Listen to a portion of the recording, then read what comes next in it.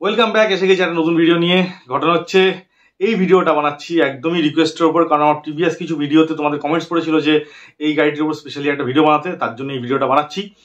তো আমরা যেই গাড়ির বিষয়ে আজকে চর্চা করব সেই গাড়িটি হতে পারে এই মুহূর্তের জন্য ভিন্টেজ হয়ে গেছে, কিন্তু যদি এই মুহূর্তে এই গাড়িটা এখনো রাস্তায় দৌড়ায় তোমাদেরকে 100% গ্যারান্টি দেবো যে 5টা লোক কিন্তু তোমার গাড়ির দিকেই তাকাবে এবং নতুন যত আধুনিক গাড়ি হোক না কেন ওই গাড়ির দিকে কিন্তু তাকাবে না।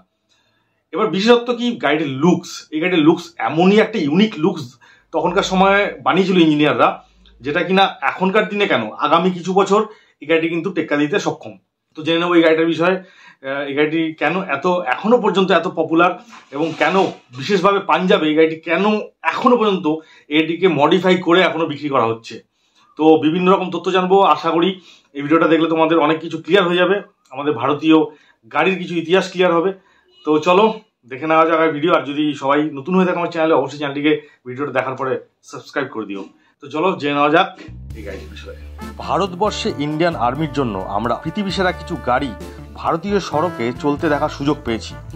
নিসানের এই ট্রাকটিও তারই একটি ফলস্বরূপ। এই ট্রাকটির নাম ছিল নিসান 4W73, তবে বেশি পরিচিত ছিল নিসান 1 টন বলে। ইন্ডিয়ান আর্মির দ্বারা এই ট্রাকটি প্রথম ইন্ট্রোডিউস হয় 1969 সালে। এই ট্রাকটিকে ইন্ডিয়ান আর্মিতে যুক্ত করার উদ্দেশ্য ছিল ট্রাকটি সাইজে ছোট এবং ওজনে কম, সেই কারণে ভারতবর্ষে যে কোনো ধরনের রাস্তাতে অফরোডিং করতে পারত। ট্রাকটির আরেকটি বিশেষত্ব ছিল ট্রাকটি ছিল বেশ হাইটে অনেকটাই উঁচু। গ্রাউন্ড ক্লিয়ারেন্স বেশি থাকার জন্য যে কোনো ধরনের ভূমিতে অনায়াসে চলতে পারত, মানে চলার জন্য রাস্তার দরকার হতো না, ট্রাকটি রাস্তা নিজেই তৈরি করে নিত। তাই বুঝতেই পারছো এই ট্রাকটি ইন্ডিয়ান আর্মিতে কতটা কার্যকরী ছিল। এই ট্রাকটির উদ্ভব হয় ইউএসএ আর্মিতে ব্যবহৃত একটি ট্রাক থেকে, যার নাম ছিল 1951 সালে তৈরি ডজ M37।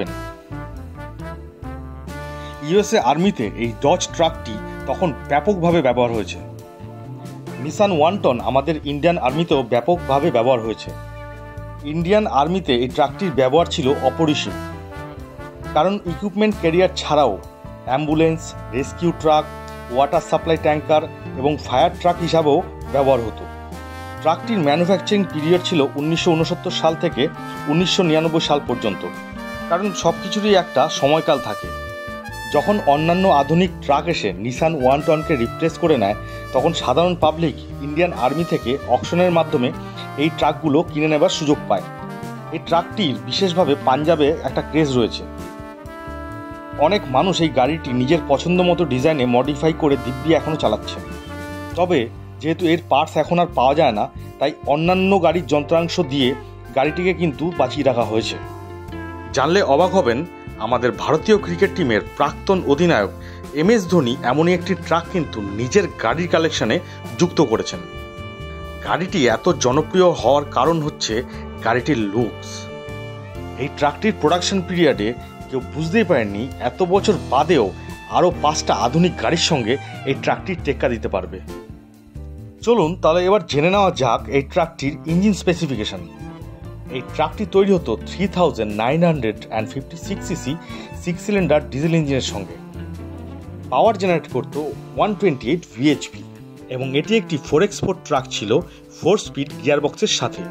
এবং এই ট্রাকটিকে ব্যালেন্স করার জন্য দেওয়া হতো 136 ইঞ্চেসের টায়ার এবং টোটাল ট্রাকটির ওজন ছিল 2280 কেজিস।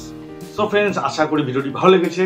যদি ভালো লেগে থাকে তাহলে চ্যানেলটিকে সাবস্ক্রাইব করে লাইক, শেয়ার, কমেন্ট করে আমাকে জানিও যে ভিডিওটি কেমন লাগলো এবং কী কী টপিকের উপর ভিডিও বানাবো তোমরা কমেন্টসে জানাও। সেই রিকোয়েস্টেড ভিডিও আমি অবশ্যই বানাবো। তো নেক্সট কোনো আবার একটা নতুন টপিক নিয়ে কোনো নতুন ভিডিওর সঙ্গে দেখা হবে।